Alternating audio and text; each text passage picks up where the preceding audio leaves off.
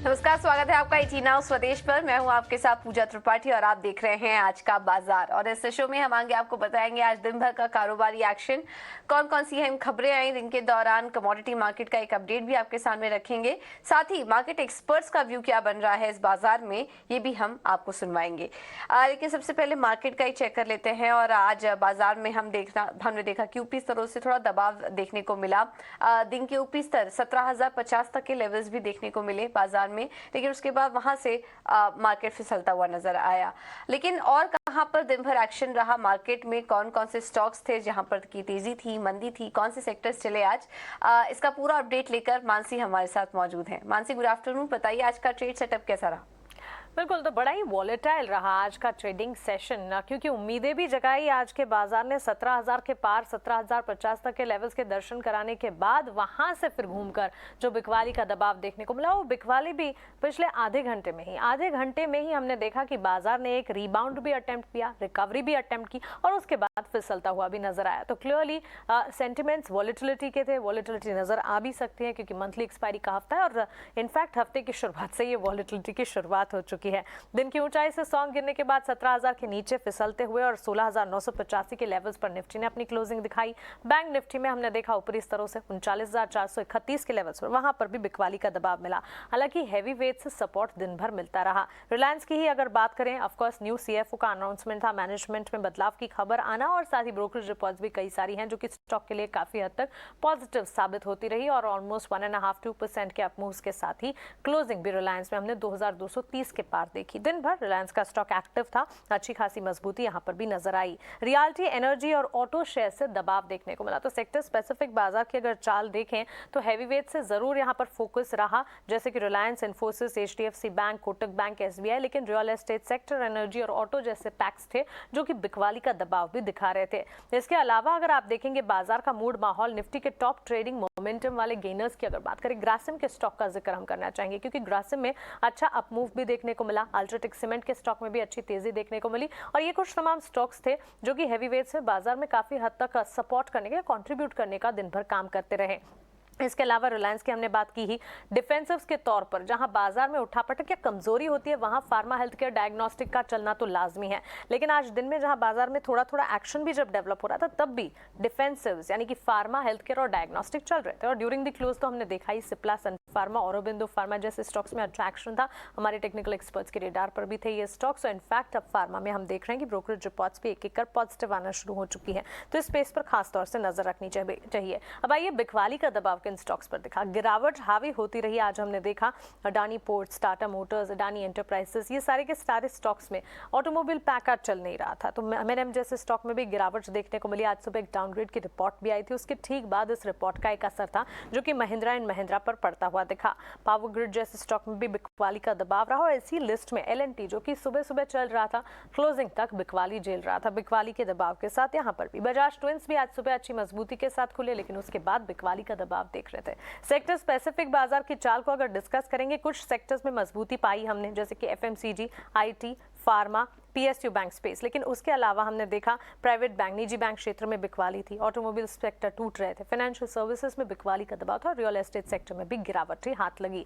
तो क्लियरली एक काफी ज्यादा उतार चढ़ाव वाला बाजार रहा। दिन भर न्यूज फ्लोज थे।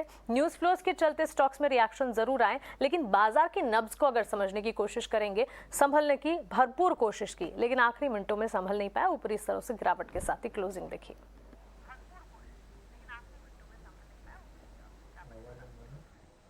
बिल्कुल। बहुत बहुत शुक्रिया मानसी आपका ये सारी जानकारी देने के लिए।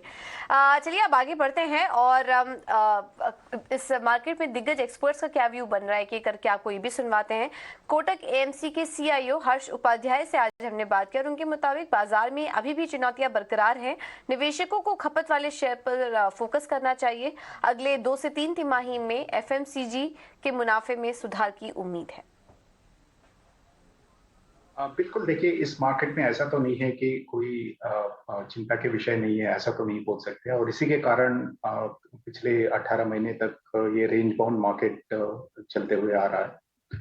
और जो आपने बताया और उसके अलावा भी कुछ चिंताएं हैं, जैसे कि ग्लोबल ग्रोथ को अगर आप देखते हैं तो अभी भी अनसर्टन है। महंगाई का जो आउटलुक अगर देखते हैं वो भी आज के दिन पे इतना कंफर्टेबल सिचुएशन में नहीं है।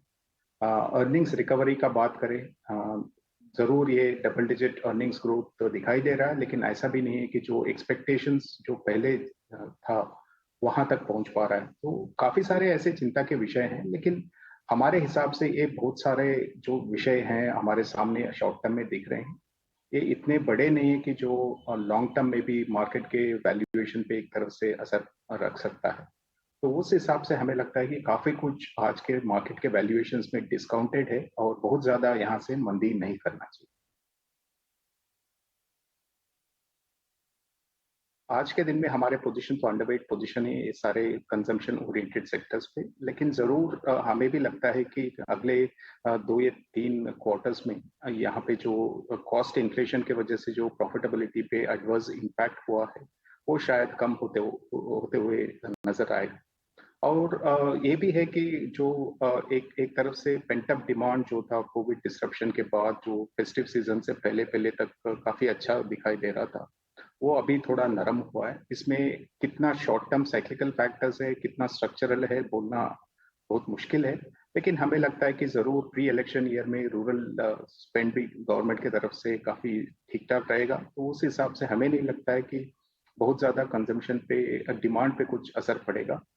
जरूर ये भी है कि मानसून आज के दिन में थोड़ा अनप्रिडिक्टेबल लग रहा है, लेकिन सब फैक्टर्स को देखते हुए भी हमें लगता है कि यहाँ से 2 या 3 क्वार्टर में यहाँ एफएमसीजी और काफी सारे कंजम्पशन ओरिएंटेड जो सेक्टर्स हैं वहाँ पे प्रॉफिटेबिलिटी इंप्रूवमेंट देखने को मिलेगा। तो आज के दिन में हमारा पोजीशन अंडरवेट है, लेकिन हम जरूर इस सेक्टर को एक ध्यान में रखेंगे, और अगर यहाँ से वैल्यूएशन करेक्ट होते हुए नजर आता है तो जरूर ध्यान रखेंगे।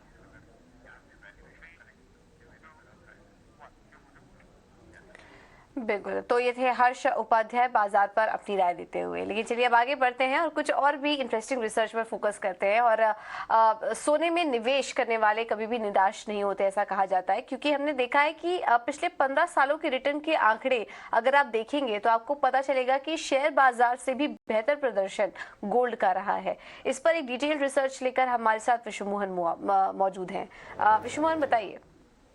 देखिए, बिल्कुल सही कहा आपने कि गोल्ड में अगर आप इन्वेस्टमेंट करते हैं, कोई भी आपको ऐसा नहीं मिलेगा गोल्ड में इन्वेस्टमेंट करने वाला कि कभी निराश हुआ हो सोना खरीद कर। और यही इसके प्रदर्शन से भी आप देख सकते हैं। 15 साल के प्रदर्शन पर अगर आप नज़र डालें तो गोल्ड ने 475% से ज़्यादा का रिटर्न दिया है, जबकि उसके मुकाबले सेंसेक्स को देखें, जो एक बेंचमार्क है स्टॉक मार्केट का जो इंडेक्स, उसके रिटर्न को अगर आप 15 साल में देखें तो सिर्फ 200% का रिटर्न है। हालांकि चांदी का भी रिटर्न सेंसेक्स के मुकाबले ज़्यादा रहा है, लेकिन गोल्ड के मुकाबले दोनों ही फीके नजर आ रहे हैं। तो एक एसेट रीबैलेंसिंग होती है। लंबी अवधि का जो रिटर्न होता है ना, डेफिनेटली गोल्ड का काफ़ी अच्छा होता है, क्योंकि सेफ हेवन के तौर पर तो इसे खरीदा जाता ही है। इन्वेस्टर्स अपने पोर्टफोलियो में एक बड़ा चंक गोल्ड को भी रखते हैं, और ये कभी भी आपको ऐसा रिटर्न देगा जो एक परफॉर्मेंस, एक बढ़िया एक कंसिस्टेंट रिटर्न है, वो आपको गोल्ड में देखने को मिलेगा। हालांकि 10 साल के रिटर्न देखें तो सेंसेक्स ने ज़रूर सरपास किया है गोल्ड को, लेकिन फिर से 5 साल की रिटर्न देखें तो यहाँ पर गोल्ड का रिटर्न सेंसेक्स से ज़्यादा है। अगर इस साल की अगर बात करें तो इस साल सेंसेक्स में नेगेटिव रिटर्न मिला है, क्योंकि जिस तरह की अनसर्टेनिटी है ग्लोबल मार्केट में, उसका फायदा गोल्ड को मिल रहा है। सेफ हेवन बाइंग यहाँ पर हो रही है, बैंकिंग संकट है, उसका भी फायदा है। तो जिस तरह का ग्लोबल सिनेरियो चल रहा है, ऐसे में तो डेफिनेटली गोल्ड एक बेहतर एसेट क्लास है ही। और 8% का रिटर्न सिर्फ 2023 में अब तक सोना दे चुका है। दूसरी तरफ अगर सेंसेक्स पे आप नजर डालें तो यहाँ पर नेगेटिव रिटर्न मिला है, यानी इक्विटी मार्केट में नेगेटिव रिटर्न, और गोल्ड ने 8% का पॉजिटिव रिटर्न सिर्फ 3 महीने से भी कम समय में गोल्ड ने दिया है। तो एक बेहतर एसेट क्लास। तो एक्सपर्ट्स का यही मानना है कि अगर आपको इस अनसर्टेनिटी से दूर रहना है तो ऐसे दौर में गोल्ड से बेहतर एसेट क्लास कोई भी नहीं हो सकता, और लंबी अवधि में तो ये जबरदस्त रिटर्न आपको कमा कर देगा ही।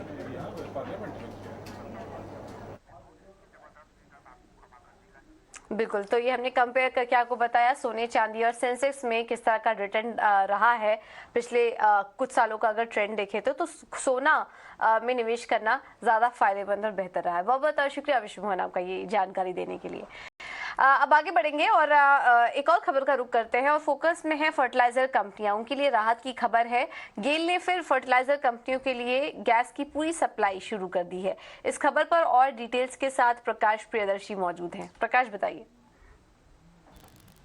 देखिए, फर्टिलाइजर इंडस्ट्री के लिए राहत की खबर है। सूत्रों के हवाले से जो जानकारी हमें मिल रही है उसके हिसाब से गेल ने फर्टिलाइजर इंडस्ट्री को उनके कॉन्ट्रैक्ट के हिसाब से गैस सप्लाई की शुरुआत कर दी है। जैसा कि आपको पता है कि पिछले साल अगस्त महीने में गेल ने फर्टिलाइजर इंडस्ट्री को गैस सप्लाई में 10% की कटौती की थी, क्योंकि गैसप्रॉम से जो उसका लॉन्ग टर्म कॉन्ट्रैक्ट था उसमें दिक्कतें आ रही थी और फुल कैपेसिटी से गैसप्रॉम गेल को गैस सप्लाई नहीं कर रहा था। लेकिन अब सूत्रों के हवाले से ये जानकारी मिल रही है कि गैसप्रॉम ने पॉजिटिव सिग्नल दिए हैं और इस बात की कमिटमेंट किए हैं कि अगले महीने वो 2 कार्गो जो है LNG की का 2 कार्गो गेल को सप्लाई करेगा। उसी को ध्यान में रखते हुए कॉन्ट्रैक्ट के हिसाब से गैस सप्लाई की योजना गेल ने तैयार की है। हालांकि लॉन्ग टर्म कॉन्ट्रैक्ट के हिसाब से अभी भी गैसप्रॉम गेल को गैस सप्लाई नहीं कर रहा है और इससे संबंधित जो डिस्कशंस हैं वो लगातार जारी है और इस बात की उम्मीद है कि इस पर जल्द ही कोई हल इसका निकाल लिया जाएगा।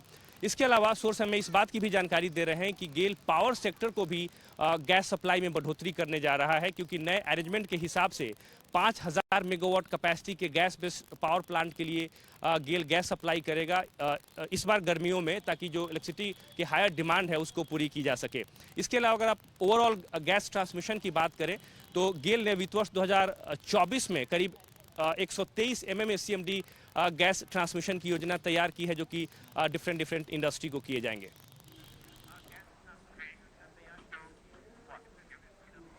बिल्कुल, बहुत बहुत शुक्रिया प्रकाश आपका ये जानकारी देने के लिए। अब आगे बढ़ते हैं, बात करते हैं मेटल सेक्टर की। मेटल सेक्टर पर बैंक ऑफ अमेरिका सिक्योरिटीज ने अपनी रिपोर्ट जारी की है और रिपोर्ट के डिटेल्स और स्टील सेक्टर पर बैंक ऑफ अमेरिका सिक्योरिटीज को टॉपिक्स बताने के लिए जुड़ गई हैं आशीषा बताइए।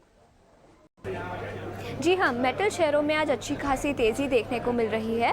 आज सुबह बैंक ऑफ अमेरिका सिक्योरिटीज़ की एक बड़ी इंटरेस्टिंग रिपोर्ट आई है मेटल सेक्टर पर।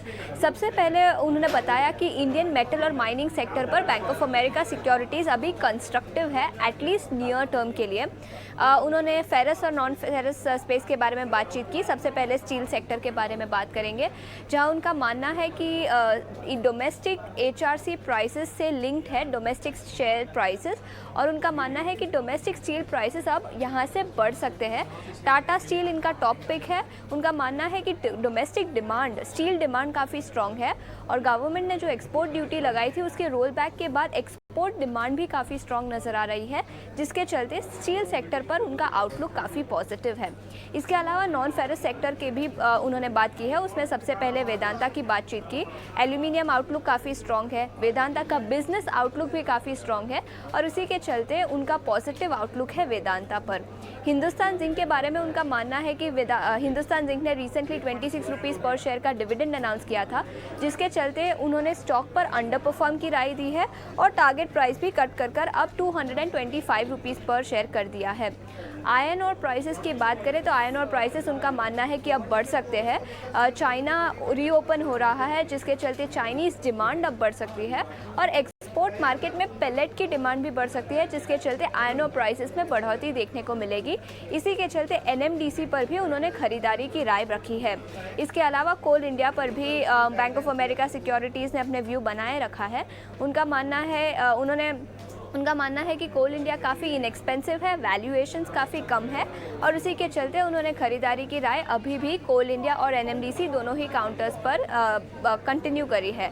सो इसी बैंक ऑफ अमेरिका सिक्योरिटीज़ के रिपोर्ट के चलते आज काफ़ी मेटल स्टॉक्स में एक्शन देखने को मिल रहा है।